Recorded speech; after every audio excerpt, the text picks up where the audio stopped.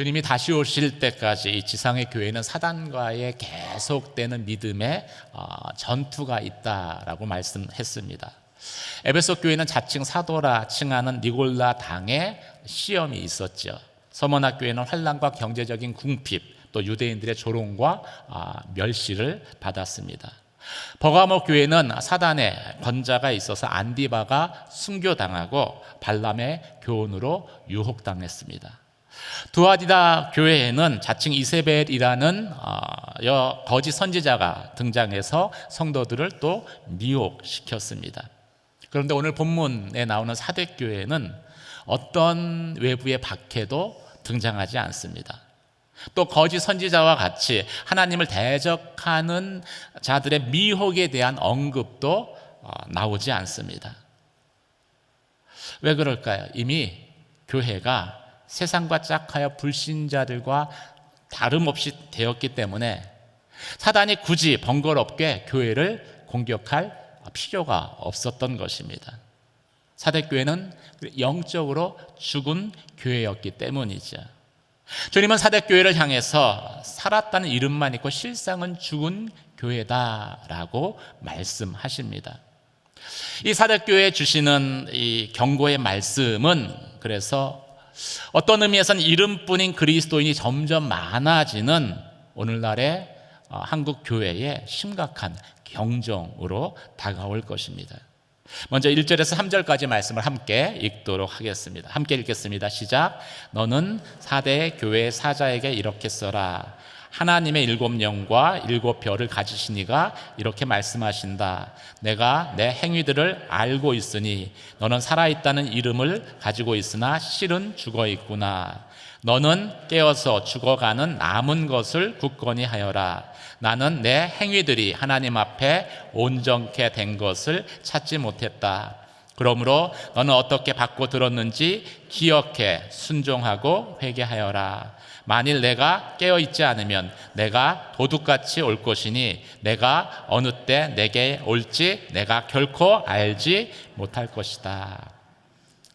사대교회는 살아있다는 이름은 있으나 실상은 죽은 교회입니다. 근데 주님은 이 교회를 살리시기를 원하시지요.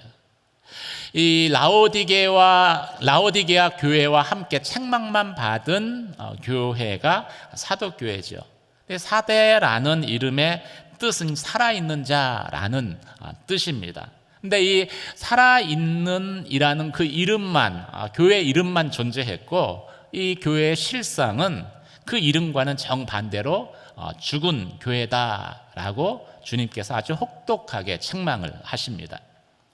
이 말은 사대교회의 신자의 대부분이 이 그리스도인이라는 그 이름만 가진 명목상의 크리스찬으로 존재했었다는 것을 의미하는 것이죠.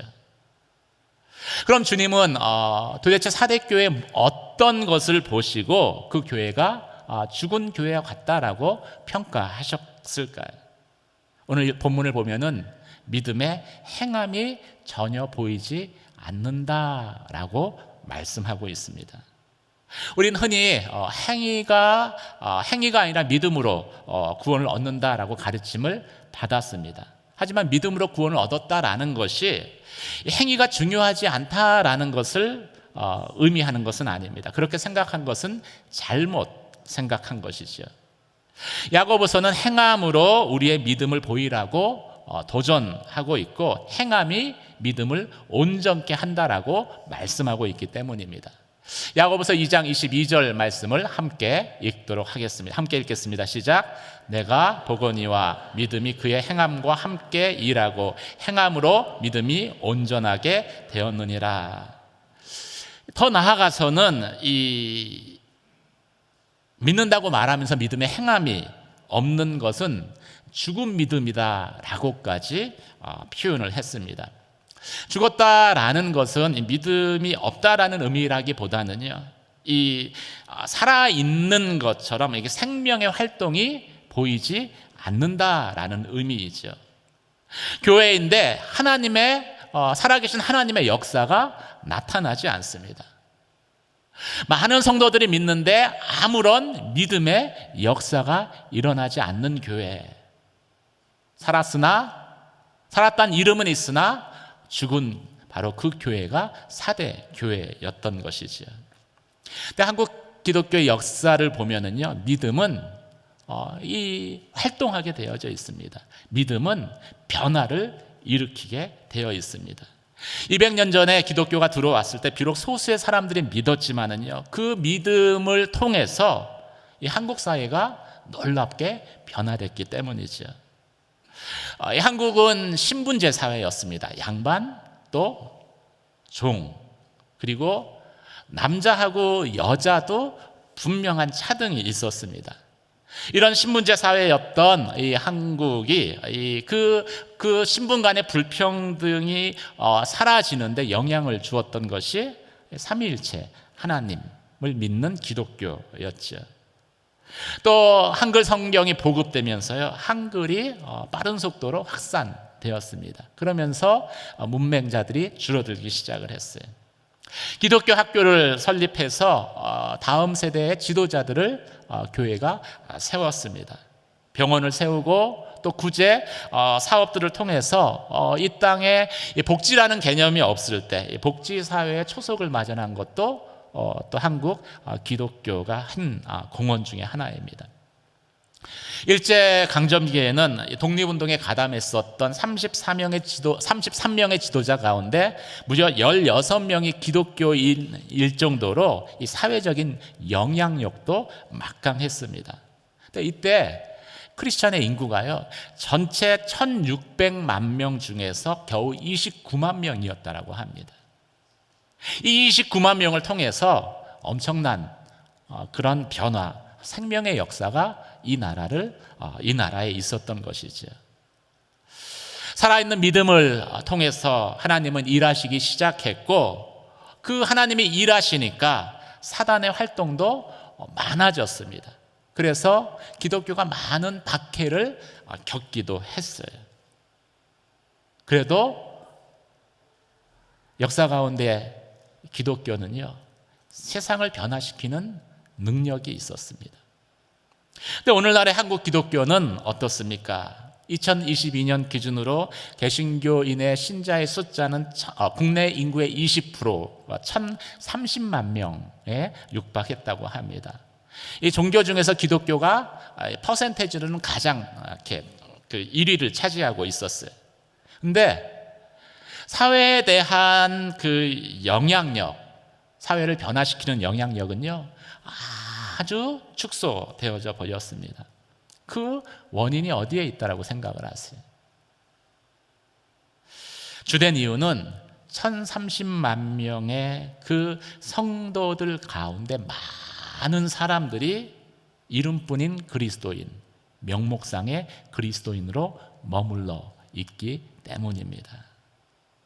그래서 믿지 않는 사람들과 믿는 사람들과 세상에서 볼 때, 사회에서 볼 때 아무런 차이가 느껴지지 않는 거예요. 그 말이 어떻게 영향력이 있겠어요? 사랑하는 성도 여러분, 믿음을 통해서 구원을 얻지만 하나님의 역사는, 생명의 역사는 믿음의 행함을 통해서 우리의 믿음이 세상 가운데 보여지고 증명되었을 때 이 땅에 일어나는 것입니다.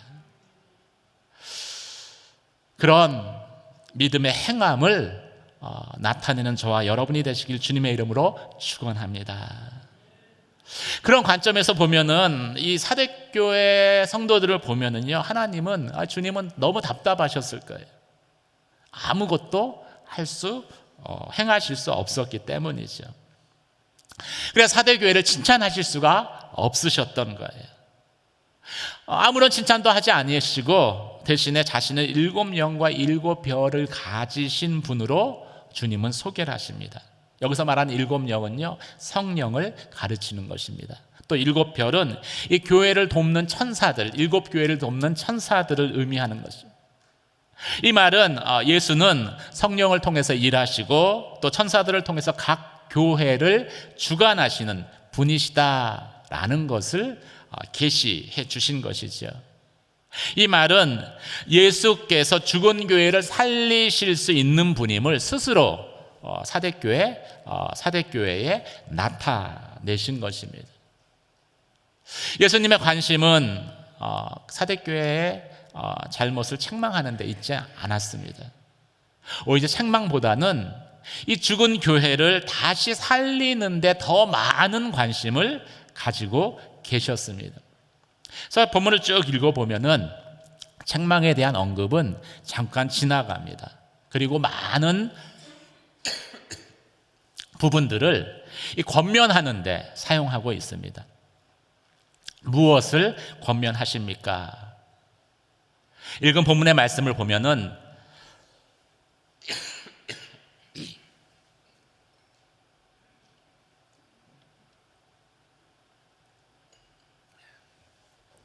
감기 조심하십시오. 본문의 말씀을 보면은 어떻게 복음을 받고 들었는지 기억하고 순종하고 회개하라고 말씀하십니다. 여기서 말하는 이 세 가지 서술어가 이 죽은 영혼을 다시 소생케 하는 영적인 행동들입니다. 뭐가 있을까요? 기억하고 또 순종하고 회개하는 것. 이 세 가지가 거의 호흡이 끊어진 상태에서 행해지는 일종의 심폐소생술과 같은 것입니다. 어떻게 복음을 받아들였는지 우리는 기억해야 합니다. 믿음은 하나님이 내게 행하신 구원의 사건을 기억하는 것으로 시작되어지죠. 바울에게서 이 다메섹 도상에서 만난 주님에 대한 주님을 만난 사건에 대한 기억은요, 평생 같습니다. 그래서 바울의 초기 서신뿐만이 아니라 후기 서신에서도 이 다메섹 사건을 언급하고 있습니다. 그 기억이 바울을 열정적인 복음 전도자로 선교사로 이 부르심대로 끝까지 사역할 수 있도록 바울을 붙들어 주었던 것이지요.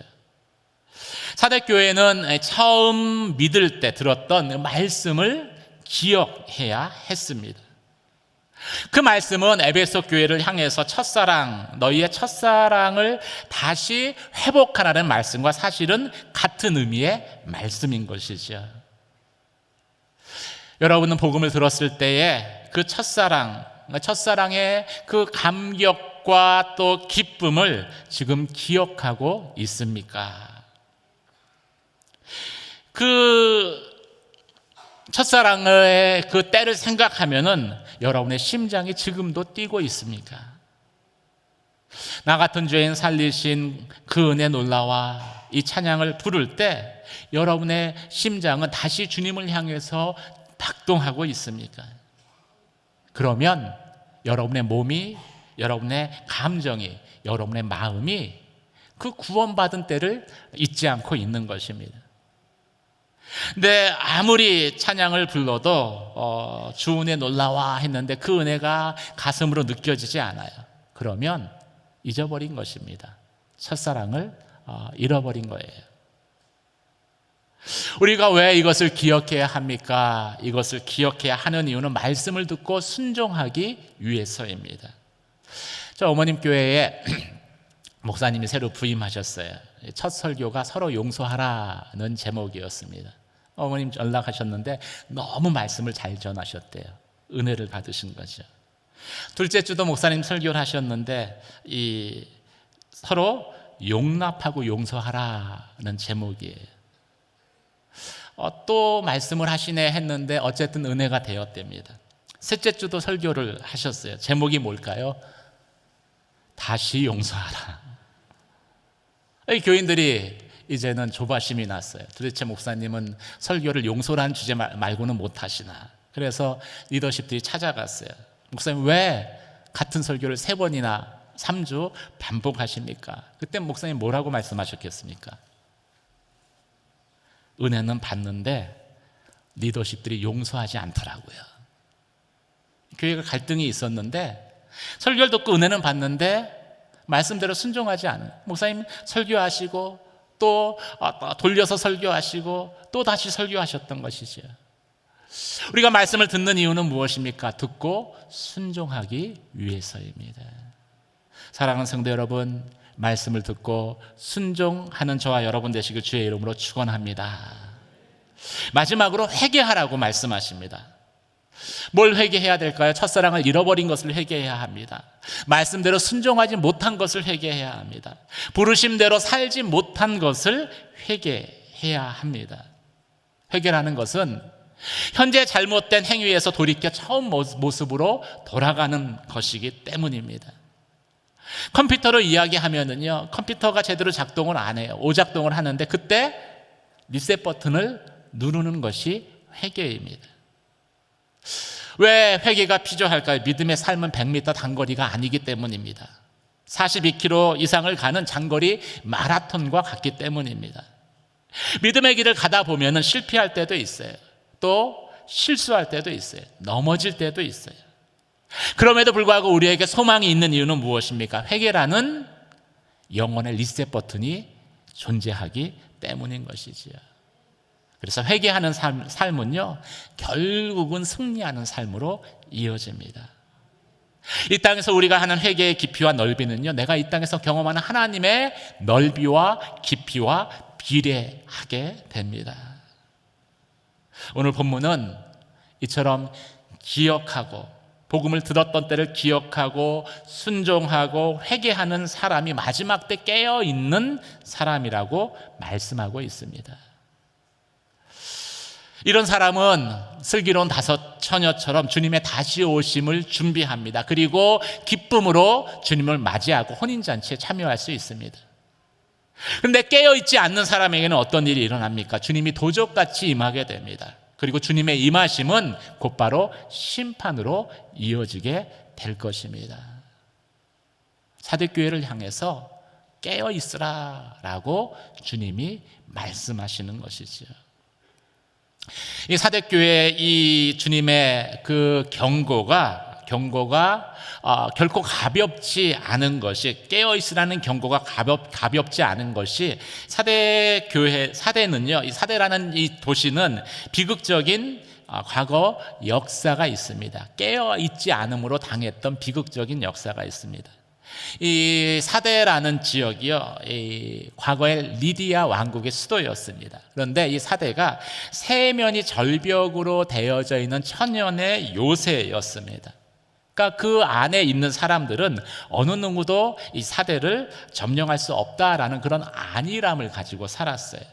그런데 BC 546년에 페르시아의 고레스 왕에 의해서 이 사대가 함락을 당합니다.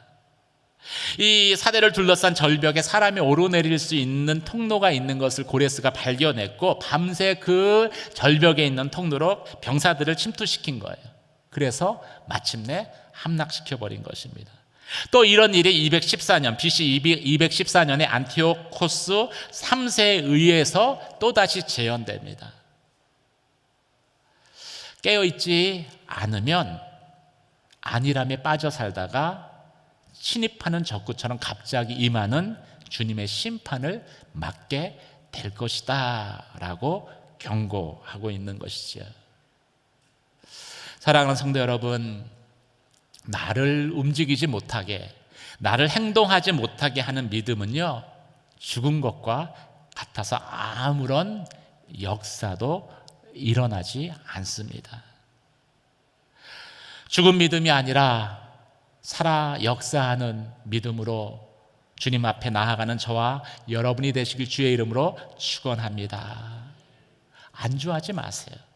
누가 우리를 공격할 수 있겠어? 안주하지 마시고요, 오늘 말씀처럼 구원의 때를 기억하고 그리고 순종하고 회개하십시오. 계속 믿음으로 행하십시오. 그러면 마지막 때에 여러분도 깨어있는 자로 주님을 맞이하게 될 것입니다. 그런 저와 여러분이 되시길 주님의 이름으로 축원합니다. 오늘 본문은 주님은 죽은 교회에 남은 자를 세우셔서 그 일들을 하실 것이다 라고 말씀하십니다. 4절과 5절 말씀을 함께 읽도록 하겠습니다. 함께 읽겠습니다. 시작. 그러나 사대에 옷들을 더럽히지 않은 몇몇 사람들이 있다. 그들은 흰옷을 입고 나와 함께 다닐 것이니 그들이 그럴 만한 자격이 있기 때문이다. 이기는 사람은 그들처럼 흰옷을 입을 것이다. 나는 결코 그의 이름을 생명책에서 지워버리지 않을 것이며 내 아버지 앞과 그의 천사들 앞에서 그의 이름을 시인할 것이다. 이 죽은 것 같은 사대 교회 안에도요, 그런데 믿음을 지킨 소수의 남은 자들이 있다는 것을 말씀하고 있습니다. 그들은 옷을 더럽히지 않은 흰옷을 입은 자들로 묘사되어 있습니다. 옷을 더럽히지 않았다라는 것은 세상에 물들지 않았다는 의미인 것이죠. 시대의 흐름에 편승하지 않고 세상과 타협하지 않고 말씀대로 행하며 거룩을 지켰다라는 그런 의미인 것입니다. 당시 사대에 유명한 게 세 가지가 있습니다. 양털 산업, 또 염색 산업, 그리고 이 금 가공 산업이 유명했습니다. 근데 양털과 염색이 산업이 발전했기 때문에요, 흰옷을 입는다라는 게 어떤 의미인지 사대에 사는 사람들은 너무나 잘 알고 있었어요. 그럼에도 사대 교회 성도들은요, 대부분이 사회의 유혹에 굴복해 있었습니다. 굴복한 상황이었어요. 흰옷이 아니라 세속의 옷을 입은 것이죠. 교회 안에서는 그리스도인으로 살지만 세상에 나가면 세상의 방식대로 우상을 섬기며 부도덕한 삶을 살고 있었습니다. 세속에 물들어 산 거예요. 그런 가운데 극히 소수의 사람만이 이런 유혹을 뿌리치고 그리고 거룩을 지켰다라고 말씀하고 있는 것이죠. 이 본문에서도 그래서 몇몇 사람이라고 표현을 한 거예요. 믿음을 지킨 남은 자들이죠. 그런데 이 남은 자가 죽은 사대교회의 소망이 됩니다.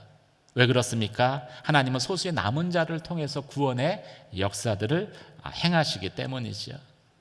이스라엘의 역사를 한번 생각해 보세요. 아벨을 대신해서 셋을 택하셨습니다. 홍수 심판 때는 노아를 택하셨습니다. 약속의 땅으로 인도하실 때는 아브라함을 택하셨습니다. 소돔과 고모라 심판 때는 롯의 가정을 택하셨습니다. 여리고 함난 때는 구원받은 라합과 같은 이방인까지도 택하셔서 그들을 통해서 하나님의 구원의 역사들을 이루어가시지 않습니까? 하나님의 구원의 역사는 다수를 통해서 일어나지 않습니다. 소수의 남은 자, 흰옷 입은 사람들을 통해서 이 땅 가운데 임한 것이죠. 그래서 사대 교회 안에 아직 그런 사람들이 있기 때문에 소망이 있는 거예요. 사랑하는 성도 여러분, 저와 여러분이 교회의 소망이 되시길 주님의 이름으로 축원합니다. 죄로 물든 이 세상 가운데 소망을 주는 자로 서시길 주의 이름으로 축원합니다. 그러면 남은 자로 사셔야 돼요. 대부분의 사람들이 살아가는 그 길이 아니라 남은 자의 길을 택하셔야 합니다. 교회에 남은 자들이 있을 때 그 남은 자들을 통해서 부흥이 일어납니다. 이 하용조 목사님, 소천하신 하용조 목사님이 그런 얘기 하셨어요. 성도가 한 3만 명 정도 되었을 때인데, 그때 이 교회를 움직이는 사람들은 이 주일이 아니라 주중에 교회에 나오는 그 성도들 숫자가 한 2,000명 됐거든요. 그 2,000명의 성도들이다라고 말씀하셨습니다. 나머지 28,000명은 그냥 대부분에 속한 거예요.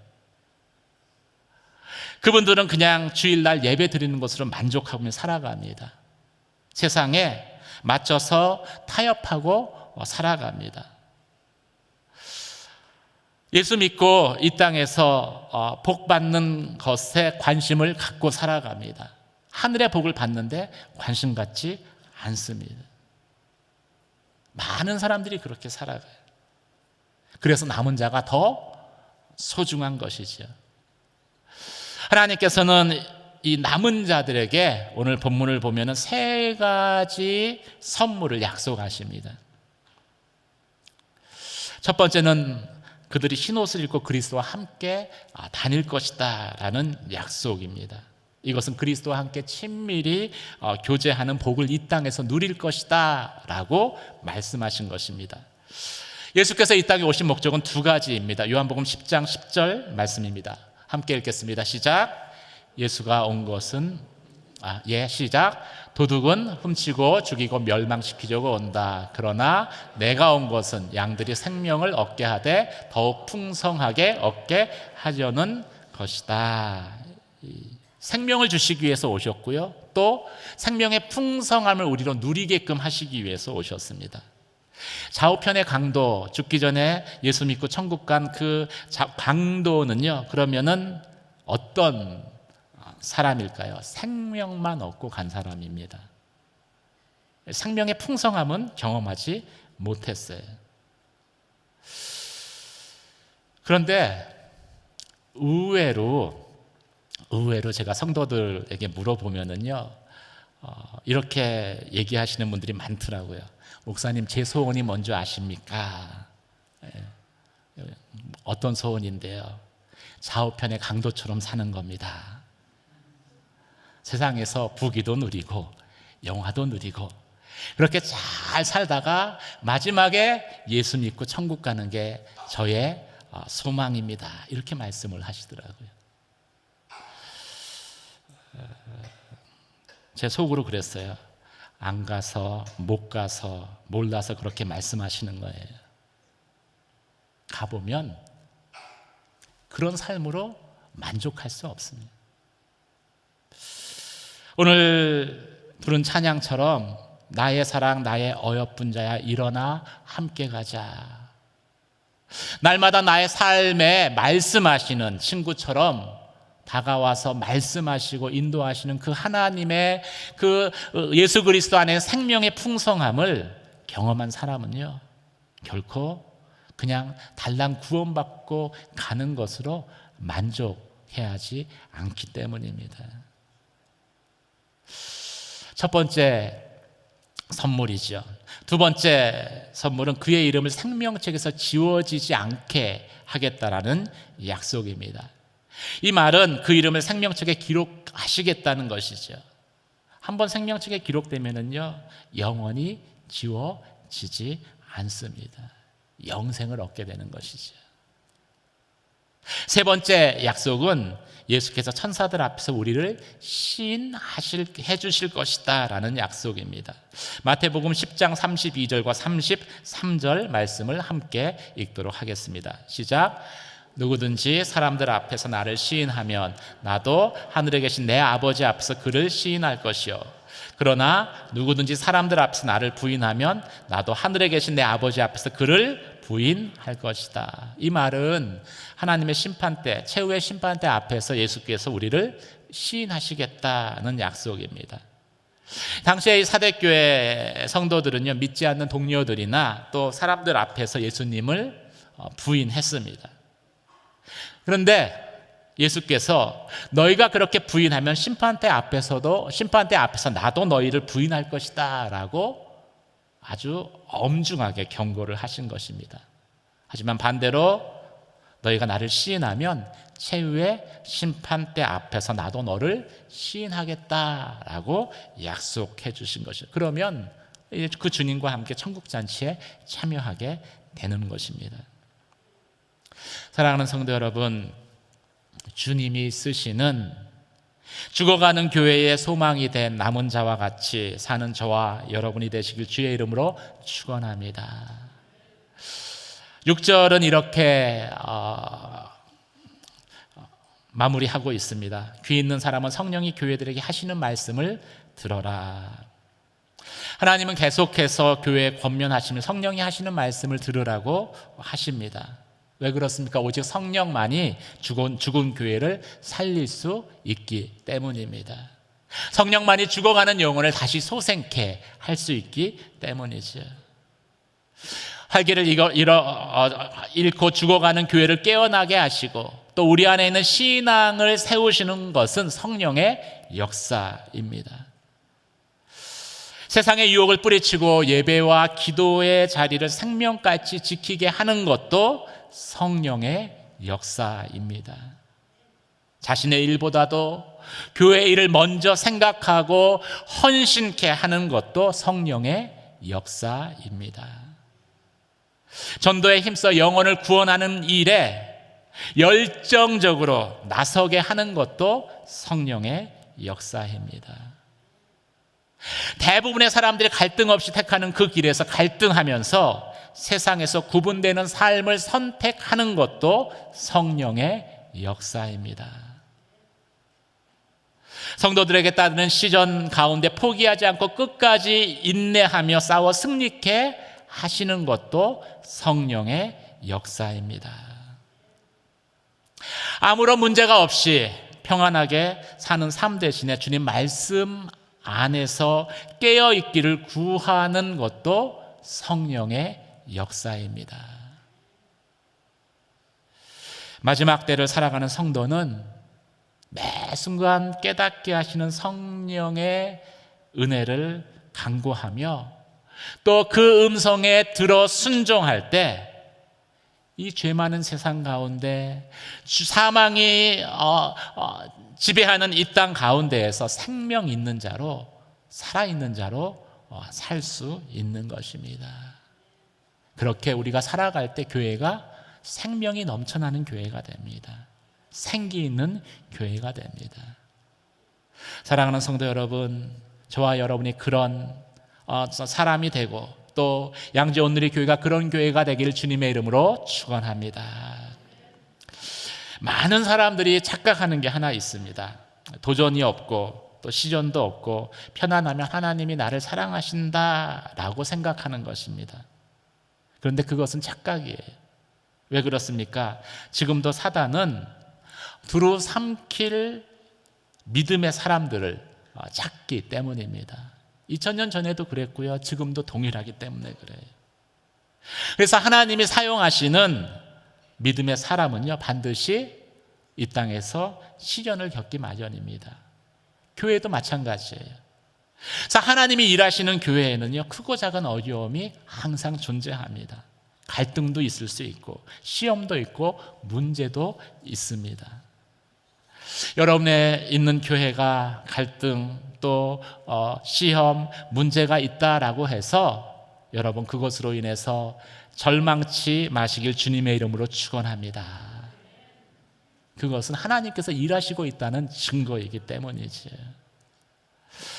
갈등 없고 속 편하고 문제 없는 교회, 그런 교회는요 유럽에 가면은 많이 볼 수 있습니다. 오늘날 유럽의 교회들은 예배자는 없고 관광객들도 넘쳐납니다. 예배자가 없기 때문에 생명이 없기 때문에 갈등도 문제도 없어요.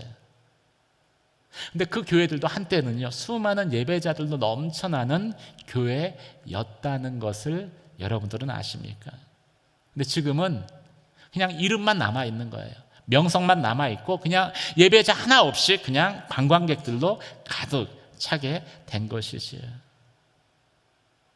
왜 이런 일들이 일어났겠습니까? 말씀대로 행하지 않았기 때문입니다. 성도들이 세상과 구분되지 않았기 때문이에요. 세상의 색깔을 입는 순간 하나님의 역사가 교회에서 사라져 버렸기 때문입니다. 교회가 남은 자들도 채워진 것이 아니라 이름뿐인 크리스찬들로 가득 채워졌기 때문입니다. 사랑하는 성도 여러분, 온누리 교회가, 양지 온누리 교회가 남은 자를 세우는 그런 주님이 사용하시는, 주님이 생명의 역사를 일으키시는 그런 교회로 서기를 주의 이름으로 축원합니다. 한 가지 방법이 있습니다. 여러분이 남은 자가 되기로 결단하시면 됩니다. 이름뿐인 기독교인이 아니라 하나님께서 내게 주신 그 구원의 은혜를 기억하고 또 말씀 가운데 순종하고 그리고 회개함을 통해서 세상과 구분되는 그런 믿음을 나타내는 자로 서시면 주님은 우리를 통해서, 이 교회를 통해서 죽어가는 이 세상을 다시 살리실 것입니다. 그런 양재 온누리 교회, 그런 깨어있는 성도들이 되시길 주님의 이름으로 축원합니다. 오늘 말씀을 생각하며 함께 기도하며 나아가도록 하겠습니다. 하나님, 이름뿐인 기독교인이 점점 많아지는 현대 교회 가운데 온누리 교회가, 양재 온누리 교회가 깨어있게 하여 주시옵소서. 나를 구원하신 그때를 기억하며 하나님 말씀 가운데 순종하며 회개함으로 날마다 나아감으로 다시 오실 주님을 기다리는 깨어있는 성도들로 가득히 채워지게 하여 주시옵소서. 우리가 죽어가는 이 세상 가운데 소망이 되게 하여 주시고, 죽어가는 가정 가운데 소망이 되게 하여 주시고, 죽어가는 한국 교회 가운데 소망되게 하여 주시옵소서. 하나님이 쓰시는 남은 자로 주님 나를 사용하여 주시옵소서. 함께 주여 한번 외치며 기도하며 나아가도록 하겠습니다.